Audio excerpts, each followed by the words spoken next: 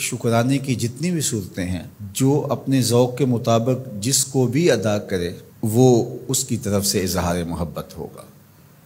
جو چیزیں شریعت نے فرض کہی ہیں اور جن چیزوں کا وجوب ہے اور اس کا باقاعدہ شریعت میں طریقہ بھی بتایا گیا ہے، تو وہاں ہمارے ذوق کا دخل نہیں ہوگا۔ پانچ گانہ نماز کا جو طریقہ بتایا گیا ہے، اس کے اوقات جو بتائے گئے ہیں، اس میں قیام، رکوع اور سجدے کی صورتیں ہمارے اوپر واضح کر دی گئی ہیں، مبہم نہیں رکھی گئی، تو اس میں ہم اپنے ذوق کا مظاہرہ نہیں کر سکتے کہ نہیں ہم نماز اس طرح پڑھیں گے، ہمارا ذوق اس طرح کا ہے۔ وضو میں میرا ذوق یہ ہے کہ میں پاؤں پہلے دھوؤں گا اور باقی اعضاء بعد میں دھوؤں گا، ایسا نہیں ہے، وہ شریعت نے ہمارے اوپر واضح کر دیا۔ لیکن جن امور کے اندر شریعت نے ہمیں کوئی اس طرح کی پابندی نہیں لگائی، کسی امر کا مطلق حکم دیا ہے، تو اس میں پھر ہم اختیار رکھتے ہیں۔ جس طرح حضور علیہ السلام پر درود پڑھنے کا حکم دیا گیا ہے، سلام پیش کرنے کا حکم دیا گیا ہے، تو اس میں آپ جس طرح بھی حضور علیہ السلام پر درود پڑھیں، جس ہیئت میں بھی درود پڑھیں، کھڑے ہو کے پڑھیں، بیٹھ کے پڑھیں، درود کے کلمات، درود کے الفاظ، اس میں کوئی پابندی شریعت نے نہیں لگائی۔ مطلق حکم ہے صلو علیہ وسلموا تسلیما، درود پڑھو اور سلام پڑھو اور خوب پڑھو، صبح پڑھو، شام پڑھو، دوپہر پڑھو، پچھلے پہر اٹھ کے پڑھو، رات کی تنہائیوں میں، دن کے اجالوں میں، کوئی پابندی نہیں لگائی گئی۔ اب یہاں آپ کو اختیار ملتا ہے، پھر ہر شخص کا اپنا ذوق ہے۔ کوئی تنہائی میں بیٹھ کے درود پڑھتا ہے اور کوئی اجتماعی طور پہ درود پڑھتا ہے، کوئی بچوں میں بیٹھ کے درود کی مجلس سجا لیتا ہے، تو یہ آپ کا اختیار ہے۔ اسی طرح فَلْيَفْرَحُوا کہ خوشی کا اظہار کرو، تو اس میں آپ کا اختیار ہے۔ آپ 12 ربیع الاول کے دن صدقہ و خیرات کیے جا رہے ہیں، 12 کو نہیں کرتے، 13 کو کرتے ہیں، 11 کو کرتے ہیں، 8 کو کرتے ہیں، کسی اور مہینے میں کرتے ہیں، حضور کے آنے پر آپ کو خوشی ہے، اس کا شکرانہ ادا کرتے ہیں، اللہ کا شکر بجا لاتے ہیں، قولاً، عملاً، رویتاً، نوافل ادا کیے جا رہے ہیں، روزہ رکھتے ہیں۔ حضور علیہ السلام نے خود روزہ رکھا پیر کے دن، تو اگر کوئی شخص سارے طریق مسرت کے اختیار کر لے، خوشیوں کے سارے رنگ اختیار کر لے، تو اس میں کیا حرج ہے کہ وہ روزہ بھی رکھے، وہ نوافل بھی پڑھے، وہ صدقہ و خیرات بھی کرے، وہ مٹھائیاں بھی بانٹے، چہرے پر بشاشت کا، فرحت کا، انبساط و کیف و سرور کا اظہار بھی ہو، لبوں پر اللہ کی تقدیس کے ترانے بھی ہوں، محبوب کی نعتیں بھی ہوں، اور ذکر مصطفیٰ کا نور ماحول میں پھیل جائے،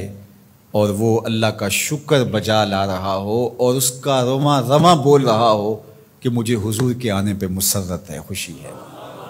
تو یہ سارے طریق بھی اختیار کیے جا سکتے۔ ہر شخص کی اپنی کیفیت ہے۔ میں نے کہا اس پہ خام خواہ اتنی ضد بھی نہیں کرنی چاہیے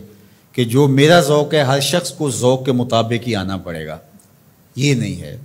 جس کا جو ذوق ہے اس ذوق میں وہ اپنی محبت کا اظہار کر سکتا ہے، چونکہ اس میں کشادگی دی گئی ہے، اس میں فرحت کے اظہار کا مختلف انداز ہو سکتا ہے، اور ماضی کے اندر بھی ایسا ہوتا رہا ہے، مختلف بزرگوں نے مختلف طریقے اختیار کیے۔ یہ جو محفل میلاد کا انداز ہے، یہ فرحت کا اظہار بھی ہے اور تبلیغ کا ذریعہ بھی ہے۔ علماء نے اس کو اس لیے زیادہ تر اختیار کیا کہ اس سے ساری چیزیں تقریباً اس میں جمع ہو رہی ہوتی ہیں۔ آپ مسجد میں نماز پڑھتے ہیں، پھر شکرانے کے نوافل ادا کرتے ہیں، حضور کا ذکر ہوتا ہے، حضور علیہ السلام کے معجزات کا بیان ہوتا ہے، حضور کے حسن کے تذکرے ہوتے ہیں، حضور کے فضائل، حضور کی سیرت، حضور علیہ السلام کے خصائل، اور مدح و ستائش، نظم میں، نثر میں حضور پر سلام، بار بار درود پڑھنا، اور حضور کے لائے ہوئے دین کی اہمیت لوگوں کے سامنے رکھنا اور دین کو اختیار کرنے کی تلقین کرنا، یہ سب کچھ محفل میلاد میں ہوتا ہے۔ بعد میں پھر مٹھائیاں، تبرک، یا شروع میں کھانا یا بعد میں کھانا، وہ بھی شامل ہو جاتا ہے۔ تو یہ ساری خوشیوں کا اور اظہار کے جتنے بھی سلیقے اور طریقے ہیں، ان کا ایک مجموعہ ہے۔ تو اس کو محفل میلاد کہہ دیتے ہیں۔ اگر اس میں کوئی ایسی چیز نہ ہو جو شریعت کے مزاج سے متصادم ہو تو اس پر کسی کو بھی میرا خیال اعتراض نہیں ہونا چاہیے۔ تو اس لیے میں آپ کو کہوں گا کہ آپ اپنے گھروں میں ہر پیر کا معمول بنا لیں، پیر کو روزہ رکھیں، بچوں کو بھی روزہ رکھوائیں۔ جو شوگر کے مریض ہیں میں ان کو زور نہیں دیتا، باقی جن سے ممکن ہو تو وہ ضرور پیر کا روزہ رکھیں، آپ اس سے صحت بھی پائیں گے۔ آج بھی مدینہ المنورہ میں لوگ کثرت کے ساتھ پیر شریف کا روزہ رکھتے ہیں، یہ معمول بنا لیں۔ اور افطار کے وقت جو آپ دسترخوان بچھائیں اس میں اپنے بچوں کو بھی اپنے ساتھ بٹھائیں اور حضور علیہ السلام پر درود پڑھیں، حضور کی سیرت کا کوئی ایک واقعہ سنا دیں، حضور کا کوئی ایک معجزہ ان کے سامنے رکھ دیں، آقا کریم علیہ السلام کے حسن کا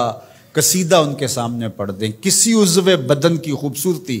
اور شمائل کا تذکرہ ان کے سامنے رکھیں، اور پھر نتیجہ آپ دیکھنا۔ اس کے بعد دعا کر کے افطار کر لیں، کھانا کھا لیں، اور یہ صرف 8 دن کے بعد آپ کریں۔ 8 دن میں 2 مرتبہ کر سکیں، جمعے اور پیر 2 دن کر سکے تو اور اچھا، نہیں تو 1 دن کم از کم یہ مقرر کر دیں۔ اگر کسی وجہ سے آپ پیر کے دن نہیں کر سکتے، کوئی اور دن مقرر کر لیں، یہ سارے اللہ کے دن ہیں، تو آپ دیکھیں گے کہ اس کے اثرات آپ کی نسل کے اندر منتقل ہوں گے۔